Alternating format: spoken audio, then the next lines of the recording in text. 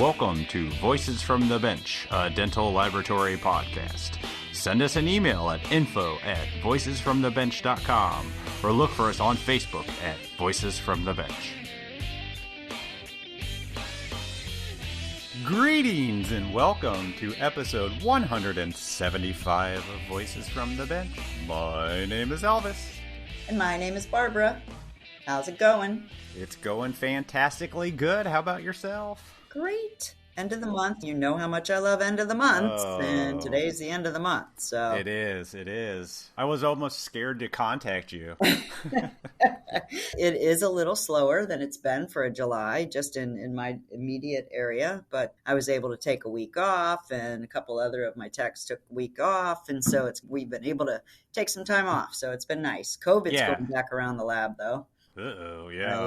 My milling technician's out with COVID. Another person in the removables department is out with it. And so it seems to be resurging here in Florida, or at least in my area. So, yeah, it's been fun. You're not alone on any of those. Labs I'm talking to, because, with Preet, I get to talk to labs and visit labs. Yeah. A lot of them are seeing a little slowdown. Yeah, really. I'm hoping it's just because everyone's getting ready to go back to school and end of the summer. That's what I think. The 4th of July, everybody usually takes a lot of time that month before August. And then, everybody goes back to school. Life goes back to normal. So to be honest with you, I've enjoyed it. It's been nice. So everybody is not complaining because they've been slammed for the last couple months. And you're right. COVID's creeping up around the country again. So yeah. I don't know. The C word. Oh, we have a new C word. C word. It's a C word that nobody should say. A non-sexual C word. Sorry, guys. That was bad. All right. I am so over this. We just need to get over it. So, yes. Triathlon, the foundation, the race next month. We're about a month away. Have you found a biker yet? Nope. What the heck, people? Obviously, there's got to be somebody out there with a bicycle. Yeah, well. That wants to be on Team Barb. I'm raising money, though. I got money from Morris Fucarino. Nice. And a couple family members. And so I'm still going to raise money. I'm just going to not have to train my ASS off until then. But I am a runner. I'll run, but no can do.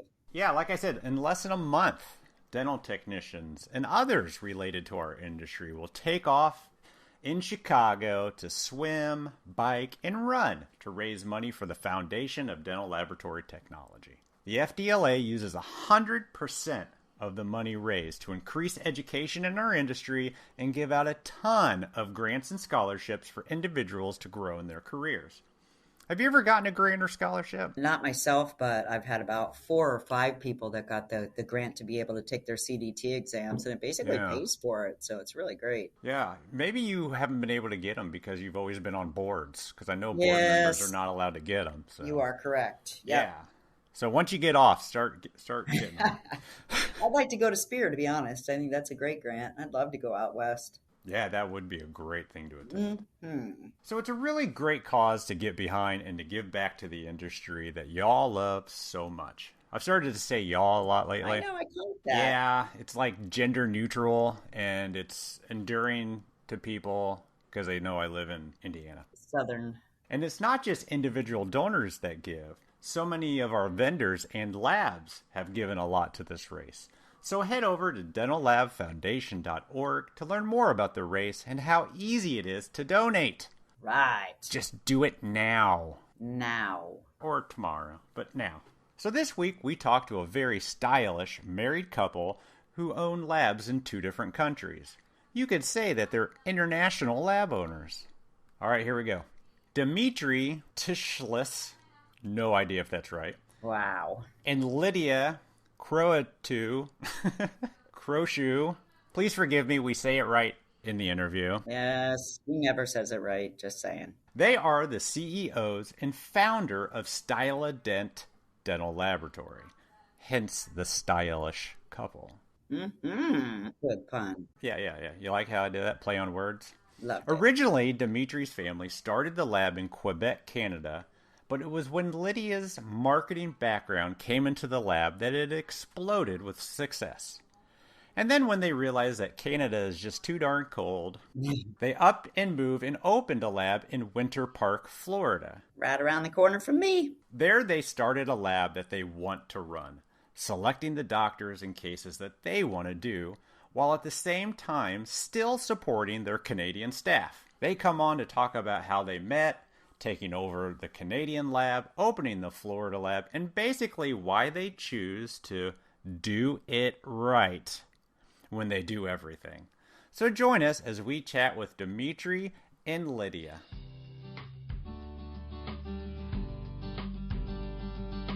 Few things create more interest today than the digital denture. Whitmix has developed a processing system for printed dentures, which uses Dentka, the first 3D printed denture and denture teeth resins to ever receive the FDA clearance. Their physical properties and biocompatibility pass FDA requirements and enable the printed denture properties to be very similar to conventional dentures. The material, coupled with fast and easy 3D printing with Asiga printers and the convenience of curing with a UVtron UV light, results in fewer dentist visits, predictable fit, reprintable data files, lower cost, and excellent intraoral denture performance.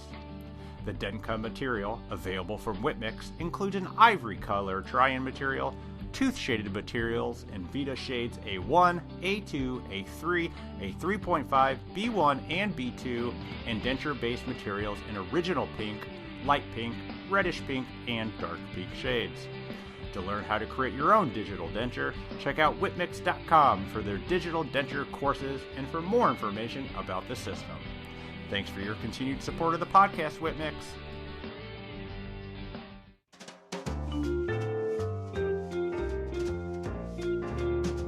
Voices from the Bench. The interview. We'd like to welcome to the podcast a husband and wife. I am correct, right? Yes, you are. Okay, good. Yeah, okay, good.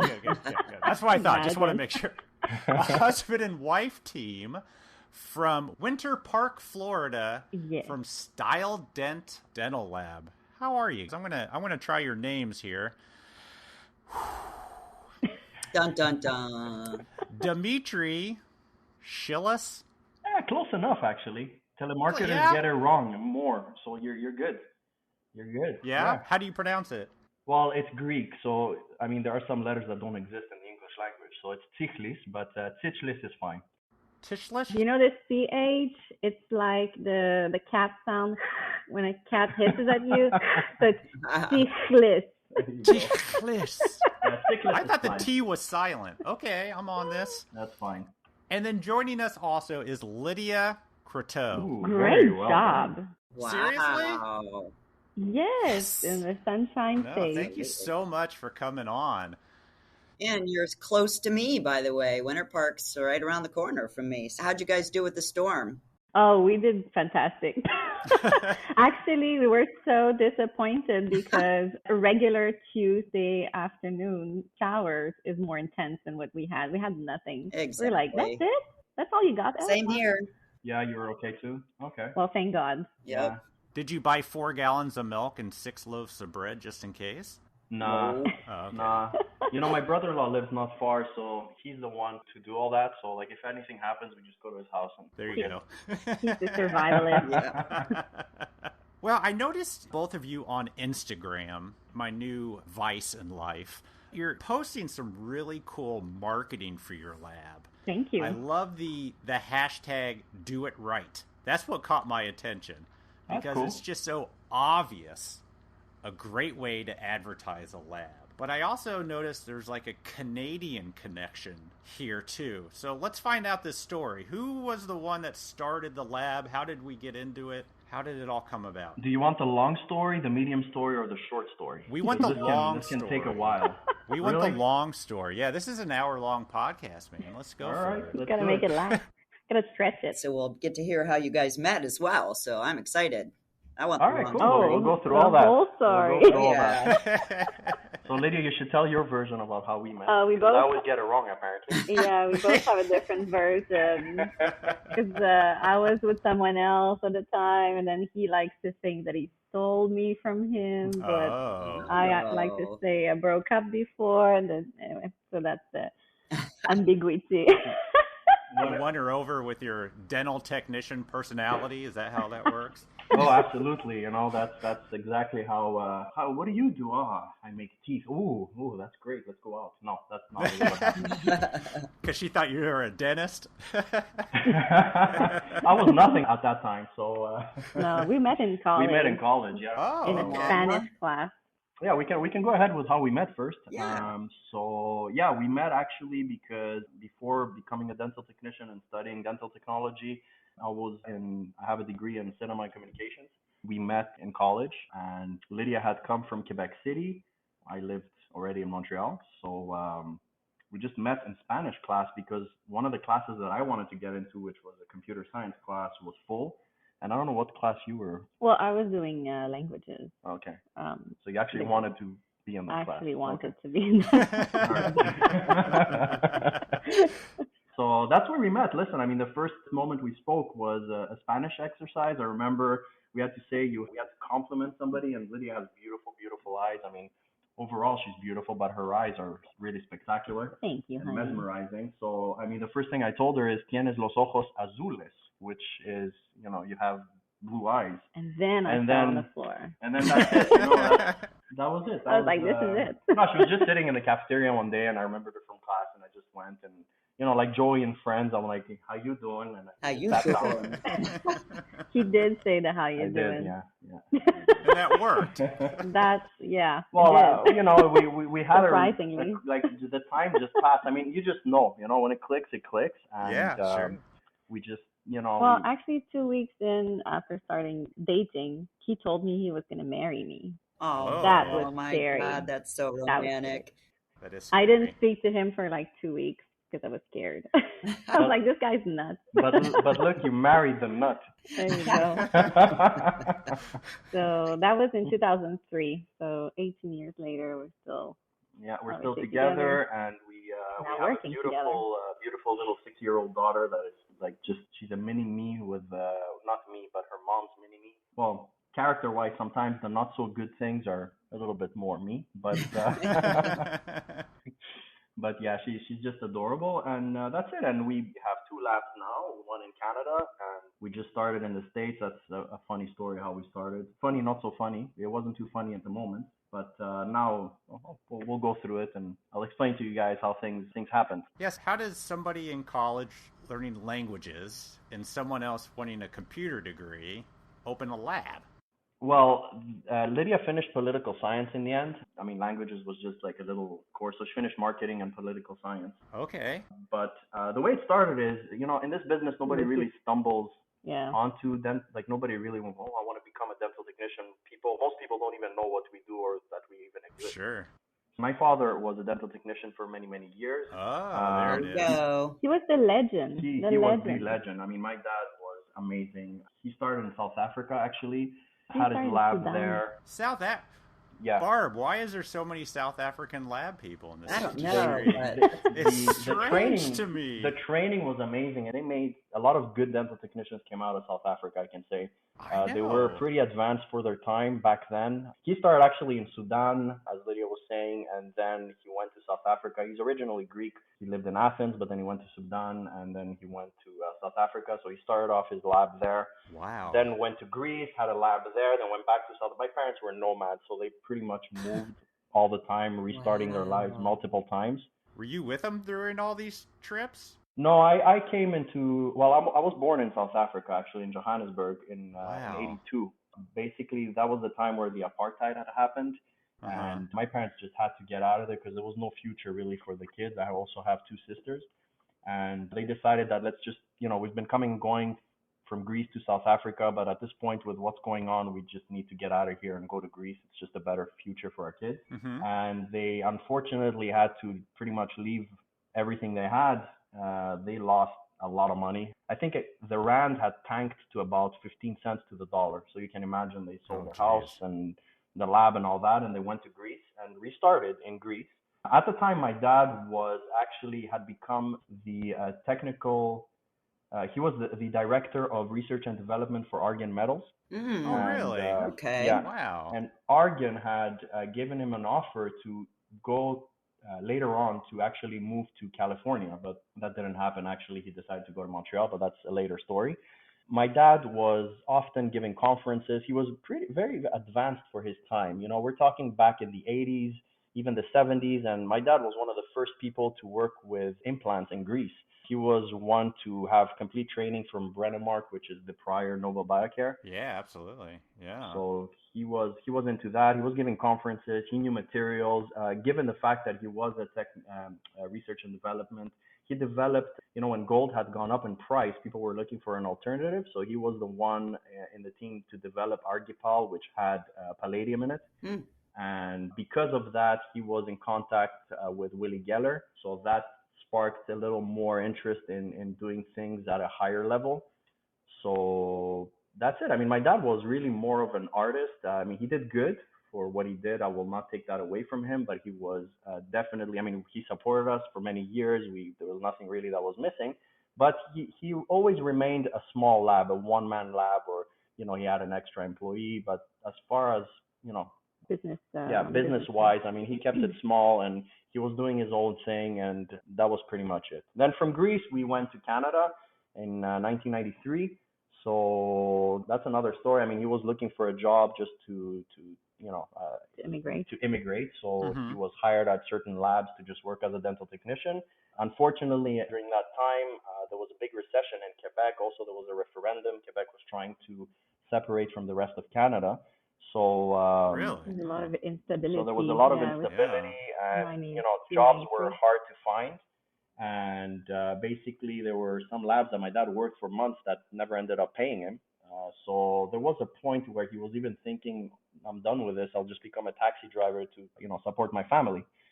So it's my mom actually who convinced him. She's like, listen, my dad was 50 years old at that time. Mm-hmm. So just to go back, you're 50 years old, you have responsibilities, grown kids. He even had to take care of my grandparents. So, at that point, he was just looking at what he could do to put some food on the table, not to necessarily continue in glory and fame. You know what I mean? Yeah.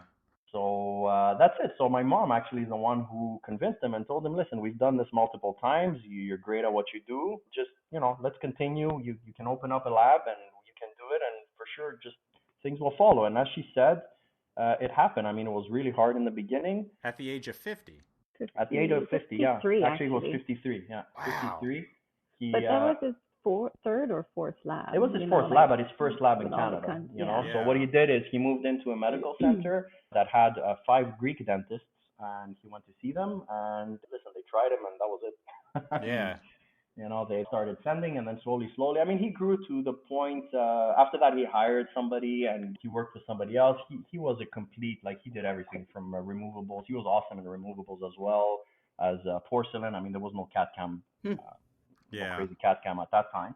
From Philspathics to porcelain jacket that they used to call them, and all that kind of stuff. And listen,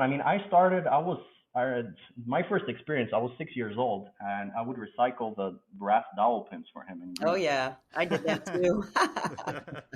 So basically, what I would do is I would just grab a hammer and just hit the section, the dies, and even burn the glue off. And I'm thinking, my daughter's 6. Would I let her do that? No, but with a lighter, a torch. Different times, So, Barbara, you're also coming from a family of dental technicians, huh? Oh yeah, yeah.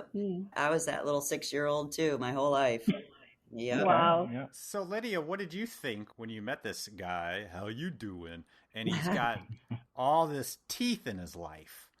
Did you know what it was? No, well, not at all. I had no idea what he was doing, or I had no contact with dentistry or anyone in the dentistry area as a profession. And so when I met Dimitri, he was just helping out his dad during the summer, but he was getting more and more involved. At one point, his dad got sick. He got, unfortunately, a heart attack, and then Dimitri had to take on a little more. And then, so slowly, because of circumstances, he started getting more and more involved with the lab. And started to see a business opportunity and a liking of the trade. What happened is at that point, it was a bit of crossroads, because it was the time where I had to decide exactly what I wanted to do. It was your last year. It was my last year. College. Okay, And what at am I the gonna same time, do? my dad had that heart issue. And at the same time, actually, we were expanding. So the lab was initially, what, 400-500 square feet. It was a really small place. And we had just rented the suite next to it and had renovations ongoing to expand to about 800 square feet. And that's when my dad had, the heart issue. So me and my mom actually are the ones who finished the renovations because we had an issue also with the contractor at that point. So, we were painting and, plastering and finishing stuff and building benches and all that stuff. And at the same time trying to take care of the business. I mean, actually, funny anecdote, there was a repair that had come in. And at that time, I had no idea how to make a clasp. And my dad did it on his hospital bed. Like, he's like, yeah, just bring it to me, I'll do it. Wow. And so I brought him the pliers and the wire, and he just bent the clasp to it. He was so dedicated and such a good person. He would never say no. No, he would never say no. Absolutely. For the patient, he would always think of the patient. Poor guy doesn't have his denture, can't eat today. Oh yeah, he would put everybody else in front of himself. So that's how it happened.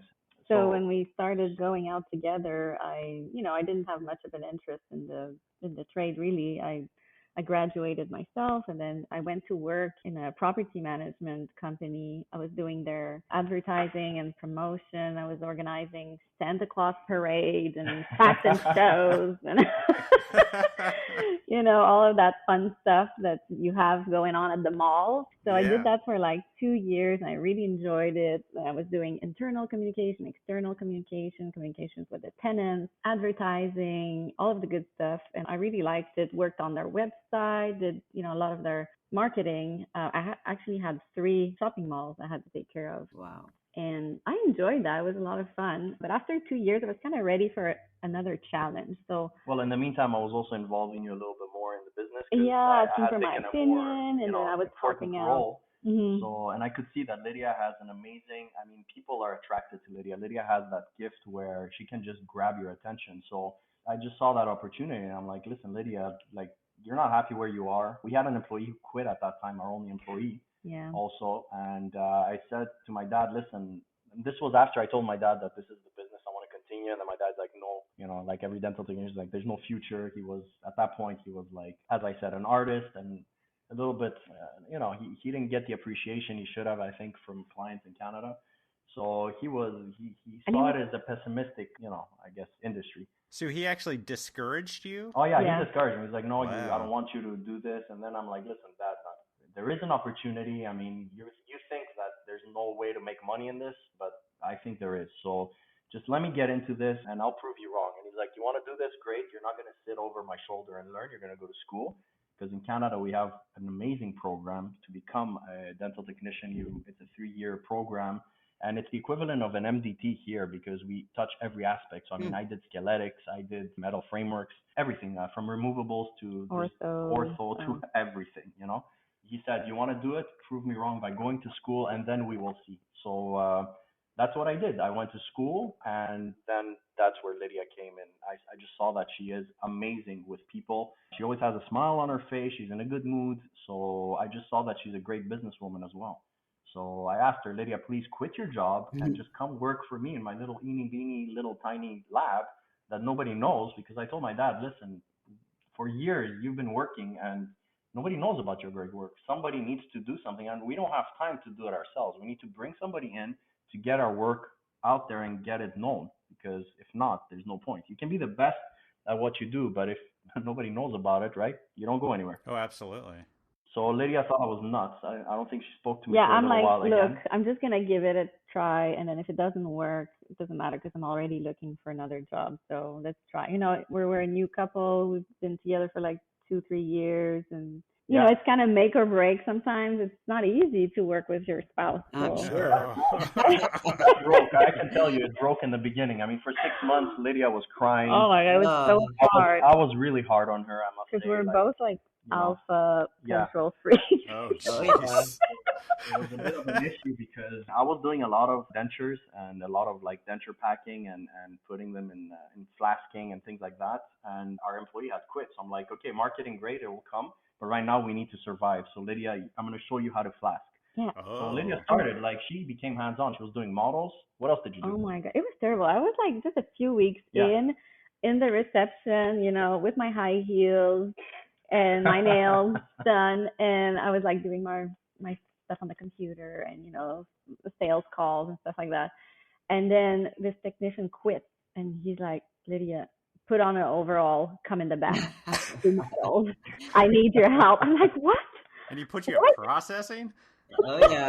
I started with models. Yeah, models. And then I could see oh she could gosh. manipulate plaster in a very nice way. So I'm like, yeah, you can do flasking. Why not? I did scanning. I managed the. So you were good at it. Yeah. Yeah. Very good. I'm artistic. Nice. I'm good with my hands. Yeah. So I did pretty much everything in the end but porcelain.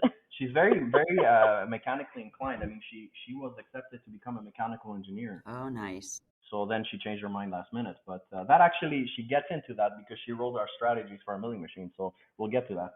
Yeah. So at this point, you're still doing everything analog. No, we had a new. Well, back then, actually, no. The way it worked is, I don't know if you guys remember, Pentron had come out with lithium. Yeah. Oh yeah, I do. So Pentron 3GHS. Yeah. We saw that with my dad, and we're like, listen, we need to start investing. Let's invest in a pressing oven. We bought a pressing furnace, and we bought that system, and that was like our intro to all ceramics. Yeah. Then zirconia came out, and I told my dad, listen, this is definitely going to take over, so we need to invest. And back then, the only options we had was the Serican Lab, Procera scanner, or Zircon. So the Serican Lab, I think, wasn't even. No, it was. Yeah. Oh. That was in 2006. No, 2007. 7. Yeah, or 2008, 6. Around there. No, it was early. No, it was 2007 or 8. Anyways, we can argue about that. But husband and wife team at their best. Yep. That's right. I really think it was 2007 or 8. We can bet, and then we can see if you want. Okay. Who's cooking dinner tonight? I'll cook, baby, if you want. No problem. So 2000 whatever 7 or 8 or 6. The only options. I wanted a system with my dad. I had a discussion. I'm like, I wanted a system where we can control everything because it's good to learn all the steps. So we went for Zircon. So we bought the eye, the brain, and I don't remember the rest. Heat. The heat. So we bought the full system. Like this, we could manipulate, from milling to sintering to that whole thing. And I thought that there was an advantage to doing that. So because the other choice was Procera, which you could not. No, adjust. you couldn't. And the only thing that you could adjust the cement, spacers. Absolutely. The cement gap. Yeah. The cement gap. So I mean, Zircon was pretty advanced at that point. Mm-hmm. And it had also a copy milling option, which was great. So whatever you wax up, you could scan on one side, and it would mill it on the other side. Good old days. The good old days, yeah. Yeah. But, simple days. So that's why we slowly transitioned, believe it or not, back then to digital. So we've been in digital for quite a while, since 2007 or 8. And then what we did is we bought the EOS Blue because digital impressions were starting. Mm-hmm. So that was our intro into receiving some digital impressions back. I think that happened in 2010. We actually received the first. We did receive in Quebec, Canada, in Quebec. The first digital impressions from a Serec. Yeah, from a Serec. So we were always trying to be on the forefront. Wow. Of new stuff, Yeah. Yeah, that's cool. And did it work for you pretty well right out the gate? Look, back then it wasn't what it is today, but it did work. The problem was, back then having your clients adopt that philosophy and working that way. That was a little hard back then because it's still hard today. So many years later, you can imagine back then. You know what I was doing? So Serec was sold by Patterson. It still is. So I had teamed up with the Patterson rep, and we registered all, like up front, all of the dentists that had the Serec, so that I could then call them. Like I already had their username and password, and I could call them up and say, okay, are you ready? I can show you how. Let's come to your clinic, and I'll show you everything step by step. And I was like going in the clinics and showing them how to use it. It was really like time consuming and a lot of effort to try to get them to use it because it was so new. But you were able to go in, log in, and put your lab on their machine. Yeah, exactly. Yeah. Super smart. She is smart. And actually, funny story about how smart Lydia is. We had gone to a trade show, one of the local trade shows that would happen every year. Mm-hmm. And, we're touring, and then Lydia is like, okay, let me just go do your thing, and I'll do my thing. I'm like, great. Then she comes and sees me, and she's like, okay, great. Now, you have to put yourself in that time. I was 26 years old. I'm like, why are you so happy? She's like, well, I have a surprise for you. A surprise, that's trouble when she says that. She's like, you're giving a conference at the university in about 8 months. I'm like, oh my what God. do you mean in 8 months? What do I have and what do I know to give a conference? I'm like, where am I giving a conference? She's like, well, you're giving a conference at Montreal University at the continuing education. I'm like, so this is like actual dentists that are looking to better their skills.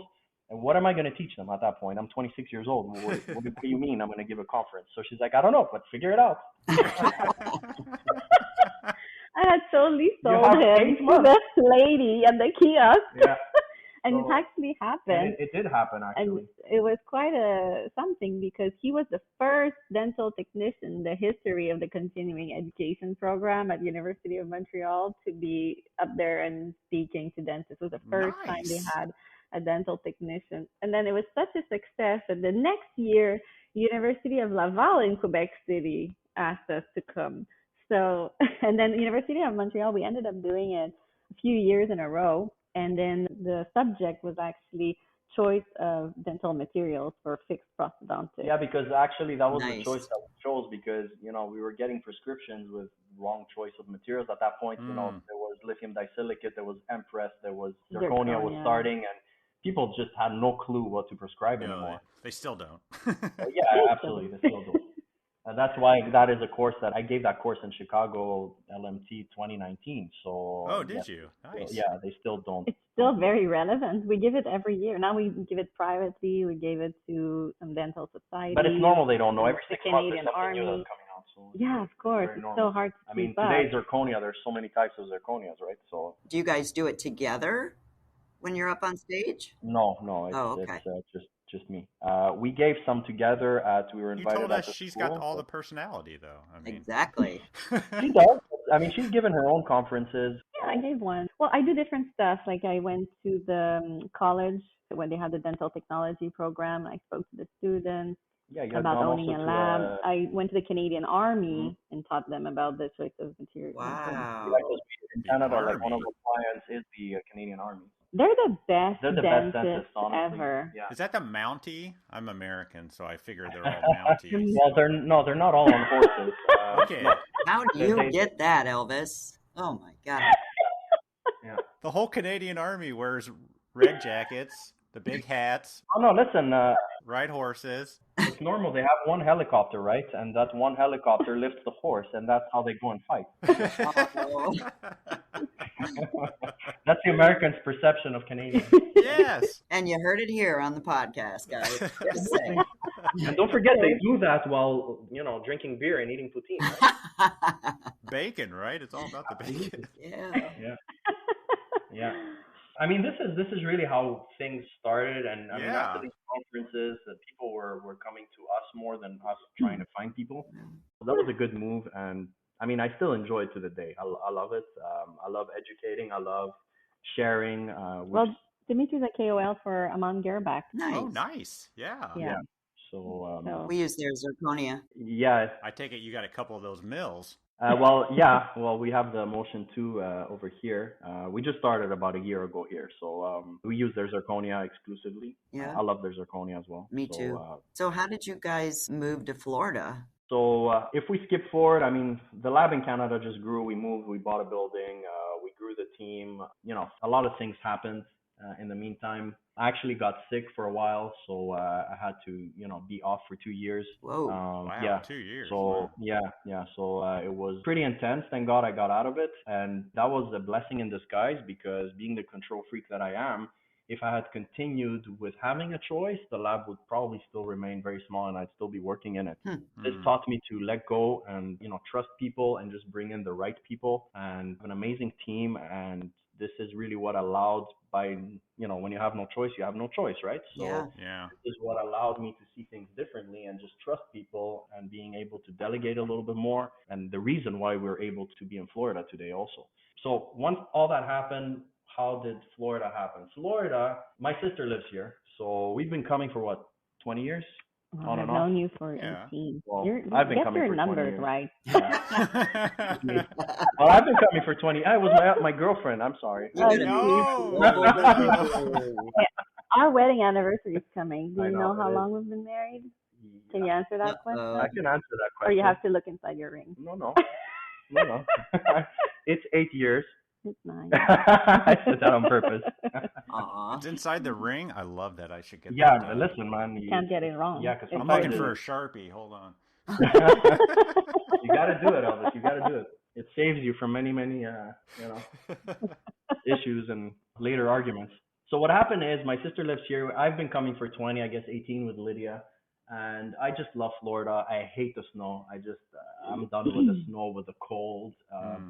I love where we live, an area called Baldwin Park, which is just beautiful. People call it the bubble. I don't care. It is a bubble. Everything's here. It's just beautiful and wonderful. Perfect. It's perfect. We're never leaving. We're close to Winter Park also, which is another beautiful area. We're close to downtown Orlando. We're just close to pretty much everything. Yeah. We're an hour away from the beach if we're going to the Atlantic side, 2 hours from the Gulf. Nice.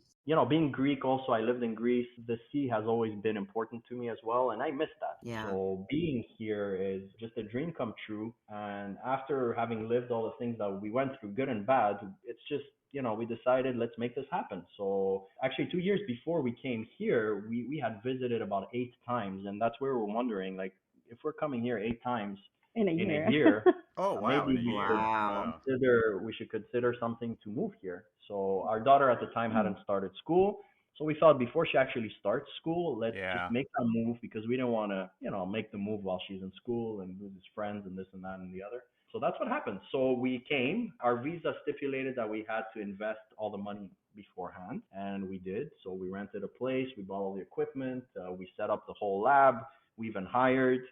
And then we were ready to go. And then 1 week later, COVID hit. Oh, God. Yeah. So our file was sleeping. The government was literally closed. The consulate was closed. And, our actual visa was expiring. We couldn't stay in the States. So we just put the, lock on the door. We closed everything and we went back to Canada. We drove back. And stayed in my mom's apartment for 4 months. My daughter Lidia and I lived in a room for 4 months. In total isolation. We weren't allowed to have the lab open in Canada also because there were certain measures. So we had to close there. We were closed here. It just gave us the opportunity we actually worked a lot. We worked a lot on marketing strategy, just other things. Well, one thing that we did that really benefited us is just before coming to Florida, about 2 years before, we rented an extra space next to our current lab because we're in an office building. So we rented a space and we made this Styledent Academy. So it was a place where we would have a conference every month. Either we would give a course or we would invite a specialist to come and give a course.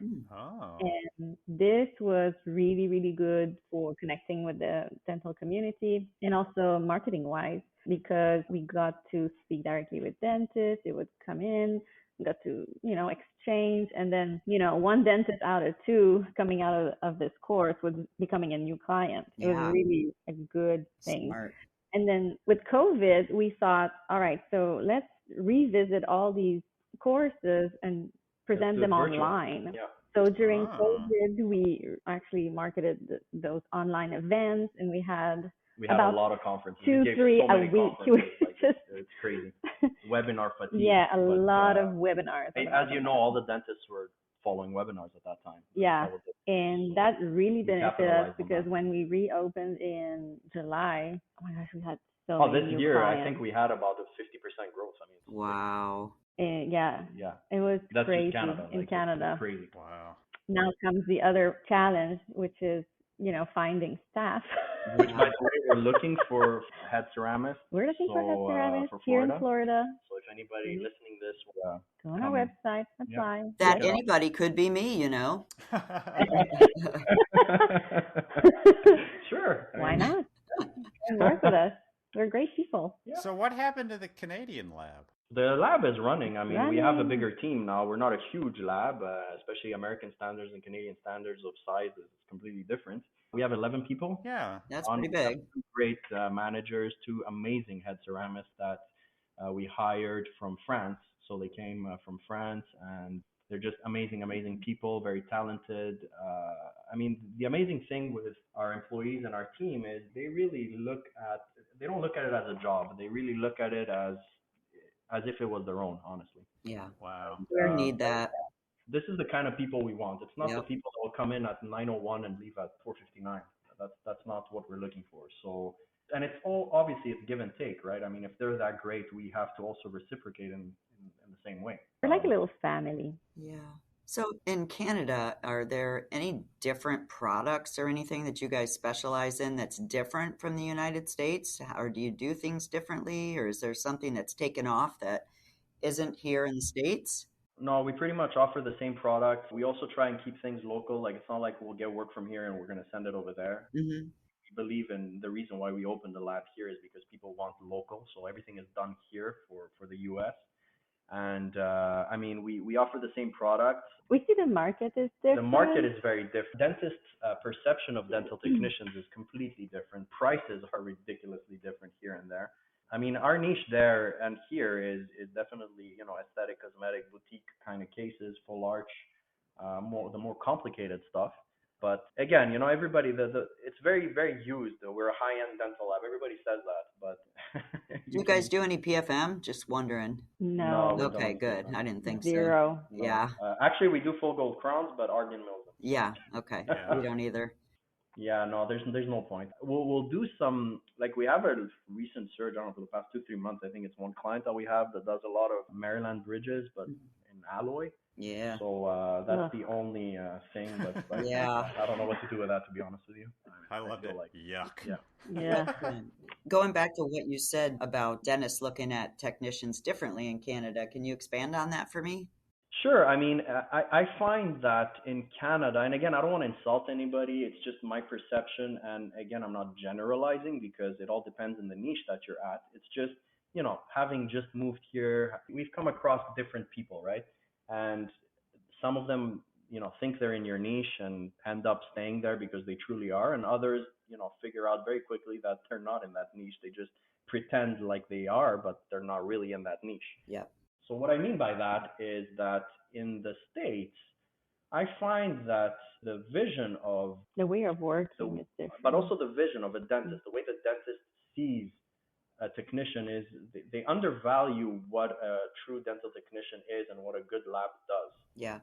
As opposed to Canada. Canada, I think they are more on the same level, at least with our clients, and this is something that is not negotiable for me. I mean, we're not a supplier.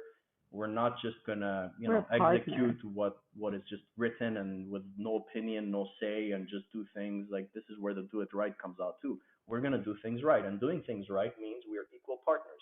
We are great in the technical side, and our clients are great in the clinical side. And definitely, we have knowledge on both aspects, and our clients have knowledge also on the technical side. So they won't ask for things that are unrealistic and where they don't understand the mechanics behind it, right? Mm-hmm. So there's a lot of communication. So there's a lot of and communication. learning. And what I mean is, in the States, I just find a lot of dentists think we're just another cost to them, and they just try to cut us out by buying machines, by hiring, I don't know, somebody at $20 an hour and thinking that they can do what we do. And by all means, yes, in some cases they can, because there are some labs out there. Again, I don't want to insult anybody, but when you're going into crazy production, I mean, when your crown looks the same as what a Serec mill has brought out, well, then there's a problem. Then clearly you're not competing, you're competing with a machine. I mean, the only way you can compete is really price at that point. But that's not what we do. That's not our niche. So that's what not all dentists understand, I think, here, and it's harder to make them understand. So, I mean, we have one of our very good clients over here actually they invested in an in-house lab. They bought the machines, they bought, ExoCAD, they bought everything. They're as equipped as us. They have technicians, and then, they came to one of the conferences I was giving locally on Full Arch, and that's it. I don't know what that lab does, to be honest with you, because they send a lot of work. So he has all the equipment, but he sends it all to you. Well, yeah, I mean, there's a difference, Nice. you know. I mean, there's a difference when you get to full arch. I mean, I look at some cases, and again, I'm not trying like there's different markets for everybody and different price points and different ways of seeing things. Beauty is very different. What I see as beautiful, another technician or dentist won't also. But at least for what we do, what I can see full arches. I mean, I see these full arches that I get it from I don't know X Lab for this much, and then I look at it and it's like it's beautiful, and then I look at the gum and it's like bubble gum. I'm like I use six Yeah. seven powders for my gum. Like this is not gum. This is Yeah. Mm. not beautiful. Yeah. So all I'm saying is that it all depends in what niche you want to be in, and by all means, I'm not saying that all we do is only aesthetic and high aesthetic. I mean, we do the regular posterior crowns on implants, etc. But again, there is a higher level of artistry going into everything we do. And especially for interiors, we use the ELAB protocol. I don't know if you guys are familiar with ELAB. No. Mm-mm. Oh, you're not familiar with ELAB. No, I've never heard of ELAB. Have you, Barb? No. So do you know Sasha Hein? Yeah, I've heard of them. So Sasha Hein is an amazing ceramist. He's part of the oral design from Willie Geller, and he's an amazing revolutionary technician. So what he did is he invented the system about 4 years ago called ELAB. I may be wrong because my numbers are not good. 3 years, or it was 5 years ago. I don't know. But I'm not sure myself. I'm so not saying basically, anything. what that allows is it's made the single central, single laterals, even anterior groups much easier to make because now this is a very long conference and to get into details, but overall, the way it does is it allows for digital shade taking and digital try-ins. So what it is that we threw a picture and a common, I guess, a gray card, which is the common factor, which is what will determine basically that lighting doesn't matter, screens don't matter, etc., because of that gray card, allows you to take a picture solely with a gray card with a polarized filter and one without the polarized filter, input that picture in a software, and then that software will analyze the tooth and will give you actually a recipe. And that recipe is depending on what porcelain systems. They have different ones. They have Emacs, they have Creation, they have GC, different systems, and it will actually give you the substructure color. It will take into consideration the thickness you have. It will take into consideration the underlying shade. So you're getting the recipe for the value. I want to be clear. This is not the recipe of where you're putting an opalescent or an effect or a halo or whatever, but the value at least will be spot on. Wow. The beauty of it is that once you're doing it on your model and you're creating your crown, what you can do is you can take the same picture using that same gray card on the model and then input it into that initial picture, which was in the patient's mouth. And you can see, You crop it. you crop it, and you can see either, if you want scientifically, because they use the delta, which is actually it's just a calculation of color to actually see if you're on or off. Like there's no more discussion. If the delta is off, you're off. Like your eye can't see it, but scientifically you're off. And if it's on, you're on. So you can see it either that way, or you can see it with your eye if it matches or it doesn't match. And that is one thing we do in Canada, because one of my head ceramists there is one of the worldwide instructors for ELAB. So there's about 20, 25 of them in the world. So she was chosen by Sasha Hein to become one. So we are swamped with like single centrals and single laterals in Canada. It's crazy. She's amazing. I mean, that's her talent. She's awesome. She can match a central to, that's what it is. It's very expensive, but it is what it is, you know? It's perfect. It's worth it if you're not redoing that crown 6 times to get the shade right. No, Elvis, between me and you, though, I mean, that's a service we offer. I'd rather be doing the full arches because even at the price that we're charging, which is ridiculously high, it's not profitable because there's a lot of work to do everything that I'm telling you. A lot of try-ins, a lot of, back and forth. It's a nice tool. But it's a nice tool. It's a great tool. So I'm using this here in Florida as well for interiors. That is what ELAB is in short. Now they're coming out with a new... again, I'm not sponsored by them. Maybe they should pay me for this, but like you're listening, you know. But they're just coming out now with a new gray card that allows you to take pictures with your phone. You don't need a DSLR anymore. So there's an app now that allows dentists to use their phone for this. Well, you know what I'm thinking, Barb. We need to have someone about this on the podcast to talk more about it. It's interesting. Yeah, it sounds like that you can nail shades a whole heck of a lot easier. Oh yeah, it's challenging, but once you get to know how it works, yes, it's definitely, it's like having the patient with you all the time, right? Yeah. So, I mean, that's the niche over there. You were asking if we do anything different from here to there. No. The only thing is we use the same materials. We try to standardize things because, I mean, we've worked with what we've worked. We know it works. We like it. You know, it's been proven to us for many years, so there's no use in changing. The only different things is we have different printers there than we have here. We have different milling machines that we have here because, I mean, they were bought at a different time as well. Yeah.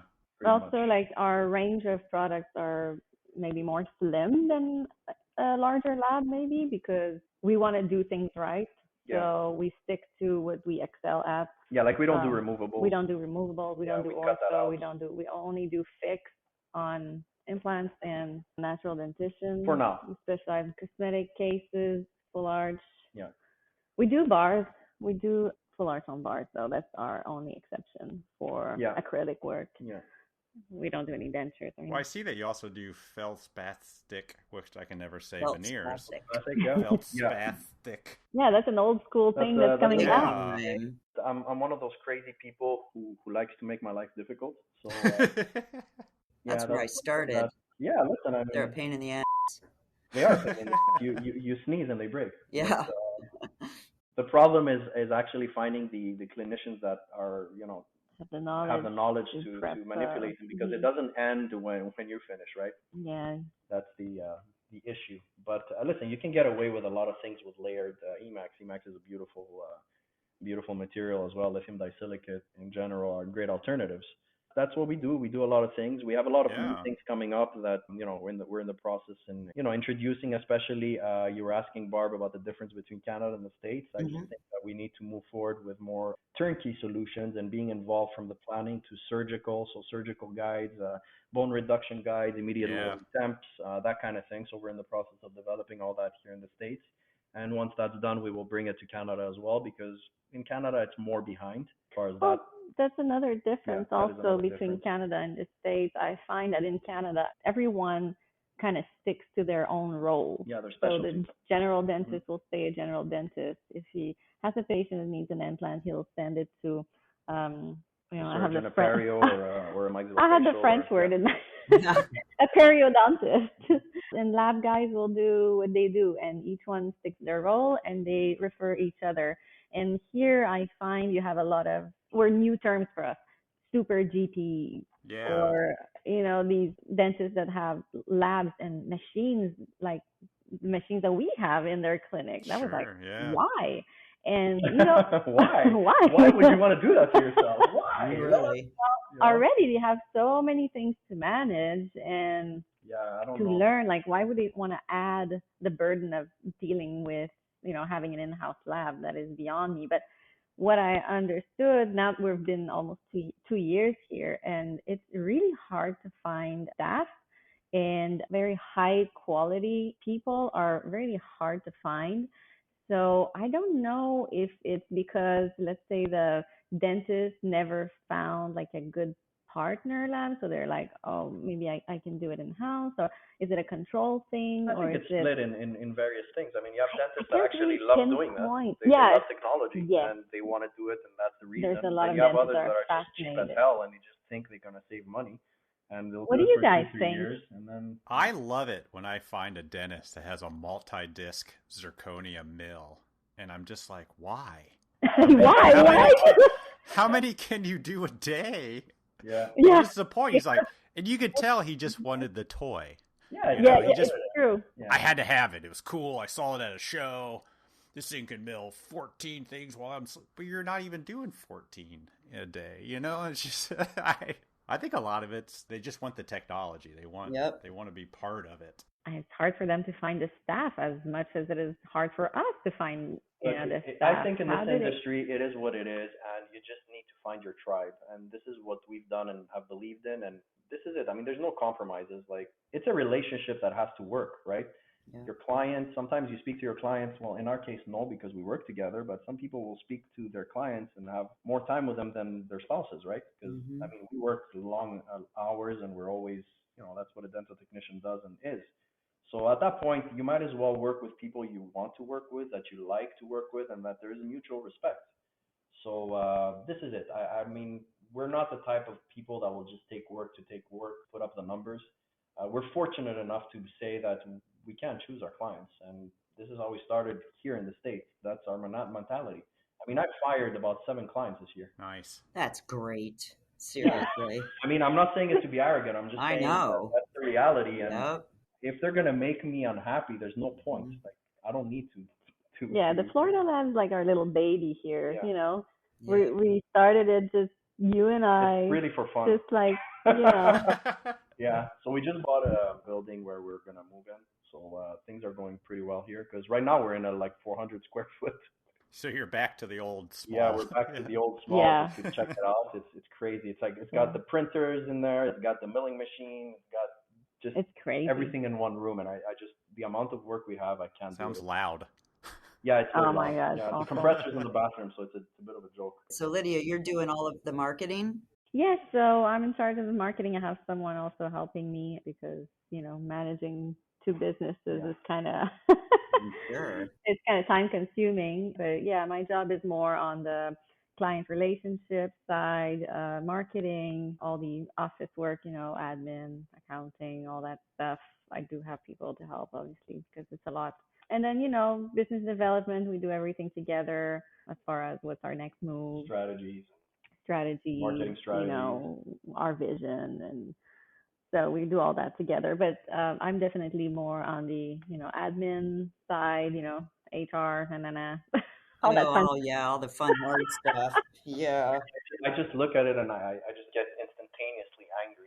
So Lydia, please take care. So much paperwork, especially moving nice. to a new country. Like I did not expect the amount of paperwork, both for business and personal, is insane. There's another difference between America and Canada. Oh my God, yes. The States have definitely more paperwork. Everything's more formal. We're also more regulated in Canada. I mean, here it's a little bit free for all. In Canada, there's actually a board. And I've heard that, and I also find it interesting because all you hear about in America is about FDA and all that and stuff. But I hear it's harder to get like resins in Canada for printers. No, it's not just that, Elvis. Now there's like a new stupid law. Don't get me started on that in Canada because it's already hard to find staff, right? So they just passed this law. Bureaucrats that never really worked in a real lab, and they know what they're doing. So they just passed this law where we have dental technicians and we have auxiliaries. The auxiliaries are basically people that have learned the trade through practice, right? Mm-hmm. So they want them to be part of the board, which I understand, and that's fine. But we are no longer allowed to hire anybody that we will think we can train them. So I have to have a dental technician that is certified, that went to school, that has the diploma to do my models, for example. Or really? Yeah. So and I mean, there's like 20 a year that graduate. So this is not going to help the industry. Wow. There's this whole big fight going on now because they actually obliged even dentists, assistants that take care of the Cerec machines and glazing crowns. And stuff. They want them to have be part of it too. They need the diploma to be certified. So this is show. Excuse the no, please. But there's good and bad everywhere, right? Yeah. Interesting. Kind of need to deal with that. So. Yeah. So before we finish up, Yeah. one of the reasons that caught my attention was the do it right hashtag you guys branded for your lab. Whose idea was that? Where'd it come from? Well, I was in what was it again? I think it was you and Madison who came up with it. Yeah. I had nothing to do with that. I was driving. I don't know. I was just driving one day to work, and I just had a conversation with a dentist that wanted to start sending us work, and he's like, seriously, I'm so pumped about getting started with you guys, and I have these big cases coming, and, I just want to do things right. I just want to do it right. And I'm like, this is it. That's it. It's probably also for me complaining every day, why can't things be done right? Or why? It just sums up. Yeah, sums up what we are. And for some reason we hadn't thought of this slogan before, but it really sums up what we're trying to accomplish here. I think it's great. For every single case, just doing it right. Mm-hmm. And there's always solutions, even if things aren't like perfect. I mean, clinically there are certain challenges. So if an impression is not perfect, it doesn't matter. I mean, we're not going to be the type to say, retake the impression automatically, but there are ways of dealing with things, doing things right. I mean, there's a possibility of just, instead of taking a chance, maybe doing a try-in, checking out margins or checking out occlusion, making sure things are right. And then once that is verified, if it's okay, great, we continue. If it's not, well, at that point, you can retake an impression or, just finding solutions, doing things right. That's all it's about. Yeah, never, Not cutting corners, and don't compromise. Yeah. don't no compromise, There is no compromise. surprises. We try to prevent, mistakes, try to discuss facts, take decisions, choose solutions. No guesswork. No guesswork. No. We don't want to be guessing anything or approximating anything. So I mean, our job involves so many steps that you just cannot start guessing things. No way. Yep, I agree. Yeah, just do your best. Yeah, do your best. Maybe that should be it. That should be it. That's Hashtag right or hashtag do your best. Yeah. Or at least. Oh boy, that's gonna be hashtag whatever. Oh my God, we're going down. I love that. Make t-shirts. That's funny. Yeah, that's a quick overview of our story. Yeah, you guys have a great story. Yep. This should have been 2 hours. I can't imagine running a lab in Florida, but also running a lab in Canada. Well, we have a great team. We have an amazing team. We have an amazing people. Do you have to be involved day to day at all, or is it just kind of just running it? Not day to day. We have chat groups for different departments where we are aware of what's going on. Obviously. Yeah, we have a WhatsApp group. We have a weekly meeting with our managers. Yep. So do I. It works really well.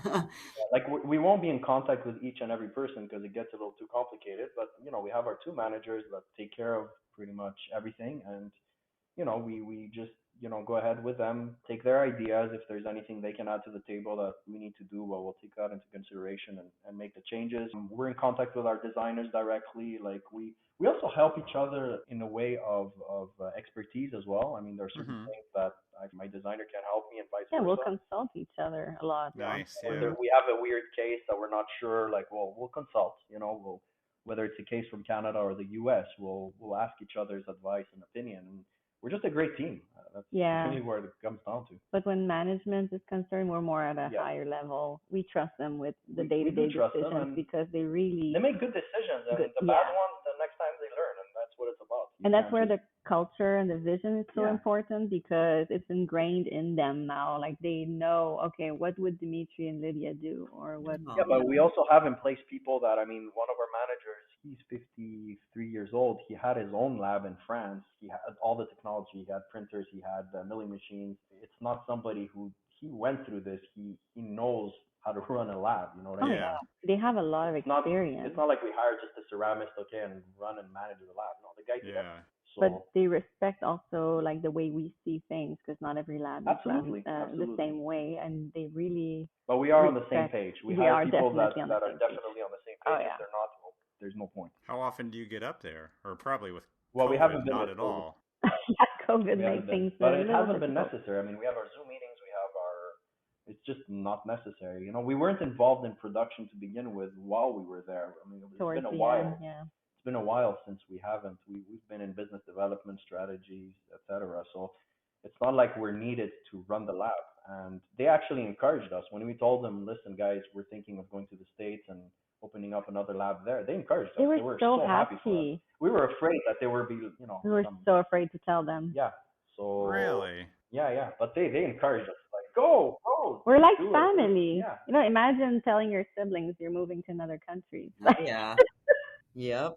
When I was in the lab, we had a second location an hour and a half away, and there were times it was a hot mess. I can't imagine being in a whole other country. Well, each lab is managed like independently. It's not like one is dependent on the other. Yeah. So we're trusting our managers to do their job, and I think the less, like, if we were to be too involved, I think that would cause problems because then you have too many opinions. Sure. You're not looking at the overall picture. So the point is to look at the overall picture and not to nitpick on the little unimportant things. You know what I mean? So this is why different levels, and if there's something major, then we get involved. But so far, knock on wood, things have been okay. So and you have to give people some space to develop their leadership skills. And I mean, we've hired people for Canada. We're still involved. I mean, they'll go through our protocol. They'll go and speak to the people, have their interviews, etc. And at the end, once they say, okay, this is a good candidate, we've tried them out, everything is good, then we will meet them personally on Zoom, meet with them, chat with them, get to know them a little bit. I mean, we're still involved in that way. Nice. That's what it is. I think the best way to sum up this is you guys are doing it right. Thank you, Elvis. Well, we think we're doing it right. Thank We'll you. see. You're doing something right. Oh, yeah. It's a whole lot of something, but it's right. Yeah. Yeah, well, anyways, thank you so much, guys. Yeah, thank you. Yeah, Dimitri, Lidia, thank you so much for coming on the podcast. We appreciate it. What a great story.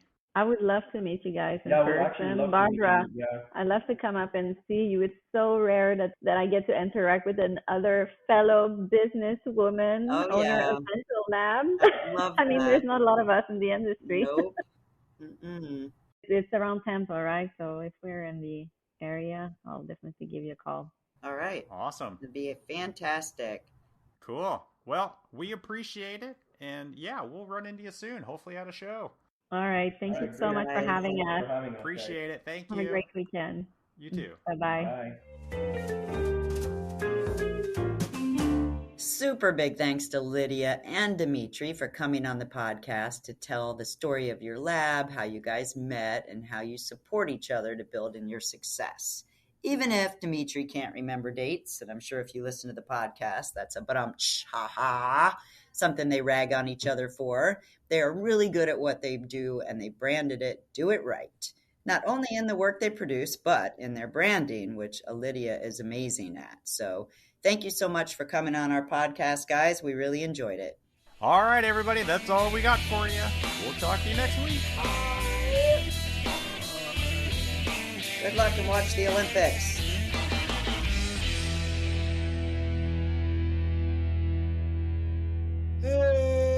Okay. Holy crap.